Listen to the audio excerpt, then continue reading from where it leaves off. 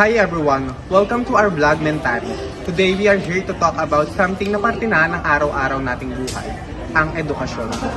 From waking up early for classes, doing schoolworks, hanggang sa pangarap nating makapagpatapos, education plays a huge role in shaping who we are. But have you ever stopped and asked yourself, pantay ba talaga ang lahat sa access ng edukasyon? The truth is, kahit maraming opportunity na mag-aaral, marami pa rin nahihirapan dahil sa kahirapan, kakulangan ng resources, at hindi sapat na learning environment.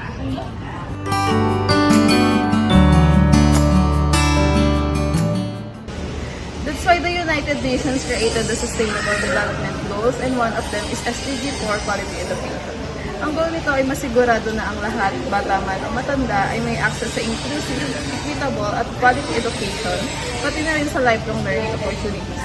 Sa vlog Mentari na to, tatalakayin namin kung ano yung SDG 4, bakit ito mahalaga, at paano ito nakakaapekto sa estudyante, guro at sa buong komunidad. Dahil ang edukasyon ay hindi lang tungkol sa diploma, ito ay susi sa mas maayos na kinabukasan. Simula sa pagising natin ng maaga hanggang sa pangarap natin makapagtapos, edukasyon ay nagbigay sa atin ng malaking role para makapag-shape ng pagkatao natin.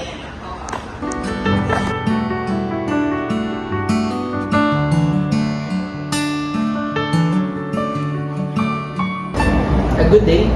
I'm Mr. Romel Almeida from Piña Secondary School of Applied Academics, and I'm currently teaching grade 9 level English. How long have you been involved in this education?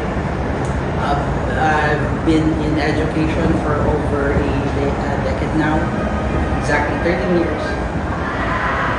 Why does quality education mean to you? Quality education, Yes. to me, is about more than just grade or scores. It's about creating an environment for every student to feel heard, supported, and it means developing critical thinkers, not only critical thinkers but also nurturing curiosity, instilling values like empathy, resilience, and quality education should be inclusive, engaging, and adaptable to each and every learners.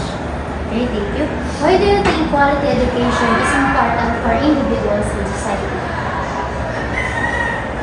Quality education empowers individuals, the students or the learners to reach to their full potential, and it opens doors, builds confidence, and fosters independence on a larger scale. It's the foundation of the healthy, productive society, and educated individuals are more likely to contribute positively to their communities and advocate for change and help break cycles and, for example, poverty and equality.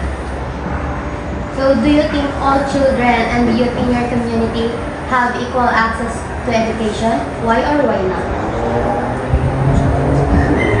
I will not be honest if I said, unfortunately, not all children or students have the same access. While some attend well-resourced schools or with great teachers and technology, others struggle with overcrowded classrooms. So I think you're all aware that outdated materials and or economic hardship, but factors like income, location, and language barriers can create disparities that are hard to ignore. What barriers prevent some people from attending or completing school? Barriers, there are several. As a teacher, I already seen a lot, but financial hardship is a major one. Many families can afford, so you are all aware where are we And with this kind of community or school community, many of the students, school-related expenses, even if tuition is free, others face distance, transportation issues, and especially in rural areas. You are aware that Binyan is urbanized, but there are still barangays that are too far from here. Some children have to work to support their families, and then there are social barriers like bullying, discrimination, or learning disabilities that will support them. Do students have enough learning materials, teachers, and facilities? In Binyan, some schools, yes. Pertaining to Binyan, yes, but not across the board. In many areas, especially underfunded, there are still schools or communities or classrooms like enough textbook, functional equipment, or even the basic supplies. But here in Apex, we have enough learning materials and also teachers and facilities.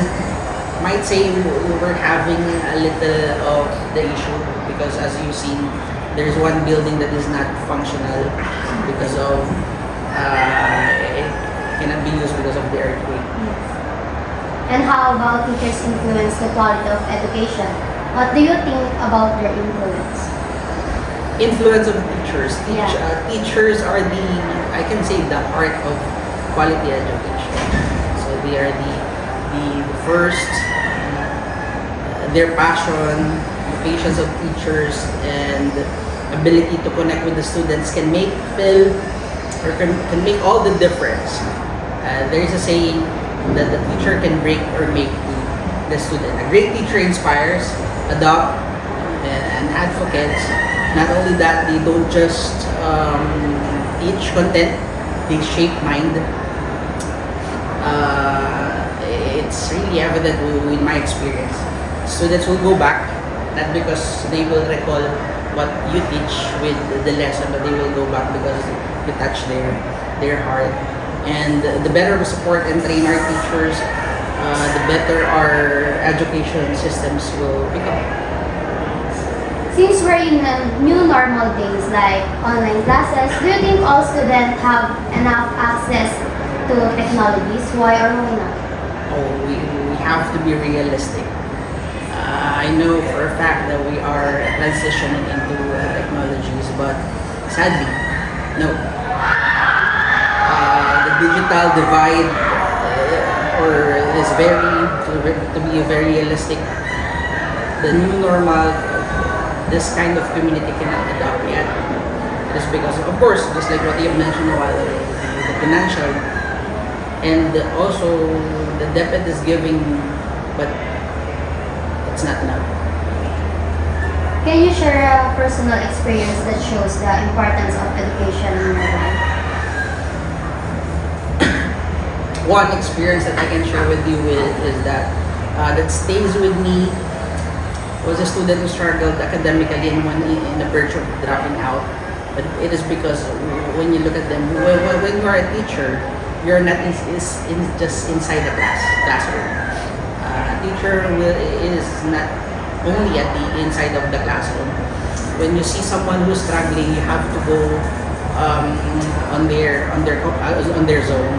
When you go there, you will see what's really happening, because we go to their home and you will see that education will be important because why? It breaks them, and with encouragement tailored to support the students, and simply showing beliefs in his abilities or abilities of the students. He or she is not only stayed but thrived, and years later will become back to stay to say that the moments changes life. Again, teacher is the heart of education. You make or break the student. Again, the teacher is always the big part, or plays a big vital part of the student's life. What message would you like to give to leaders about improving education? To leaders, Leaders like government. I don't know if I'm in the position that is very heavy. if you student can notice what's happening in the education system, I can say that it's really broken. Invest in education, not just with funds, but with vision. That I think is what is happening in Philippine education. Prioritize teacher training, equitable access to resources, and support system for students who are failing behind. It's not about the facilities, but more on giving to teachers. Why? Again, teachers is the heart. Teacher is the one who's giving everything to the student, and listen to the voices of the educators who are on the ground every day. They have to get everything on who is on the ground. And education is not a luxury again. It should be for everybody. It's a right. So when it is a right, everybody must have the education. And every student's made about it will shape and will build the society that we live. Okay, sir, that's it. Thank you so much for answering our questions.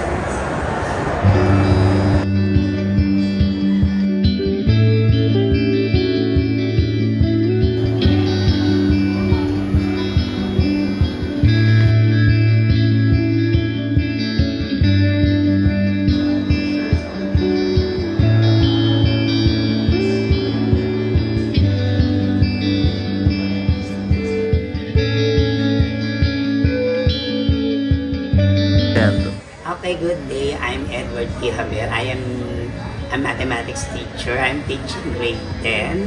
I am 18 years, more than 18 years in teaching DepEd. How long have you been involved in this education? Okay, I have been teaching for more than 19 years. So 1 year in a private school and 18 years in DepEd. Why do you think quality education is important for individuals and society?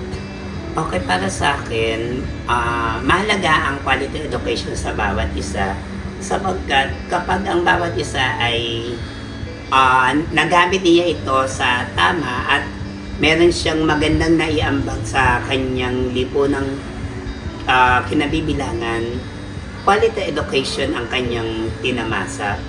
So, kabaligtaran naman ng mga maling ginagawa sa lipunan. So, para sa akin, hindi quality education dahil ang quality education ay nagtuturo ng tama.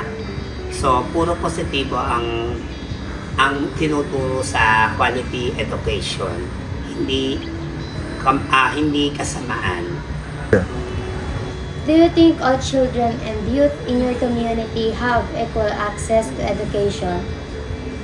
Yes, ang lahat ng bata ay may pantay-pantay na access sa education at sa DepEd ay mayroon silang core mission na tinatawag na education for all.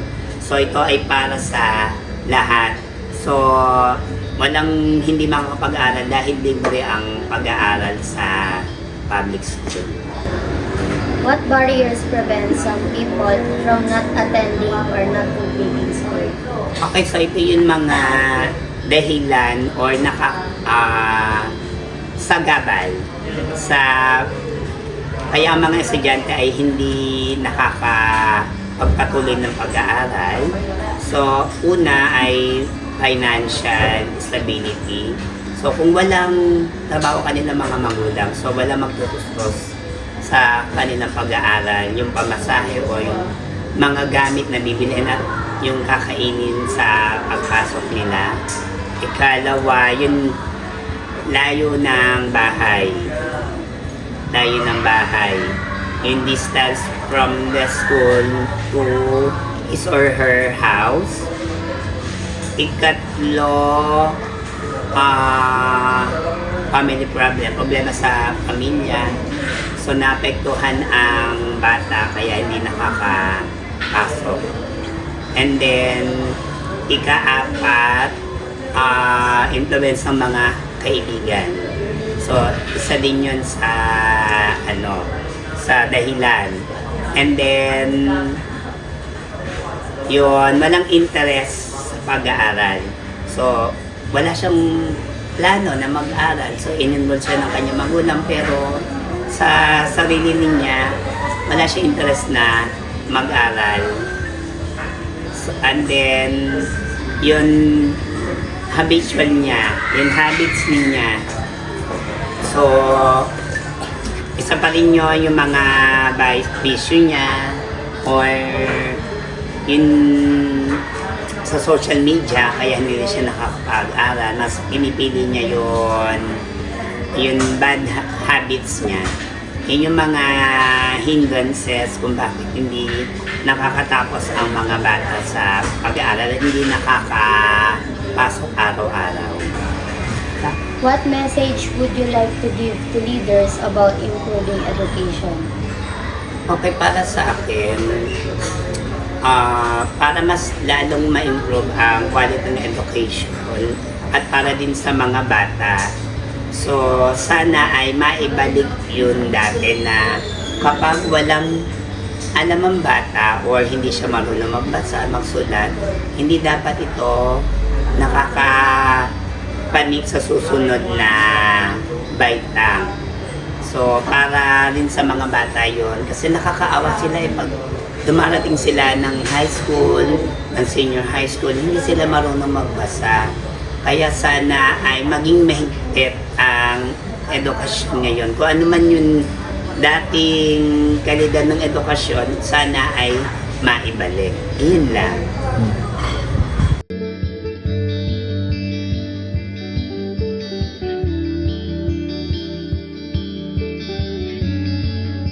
Go.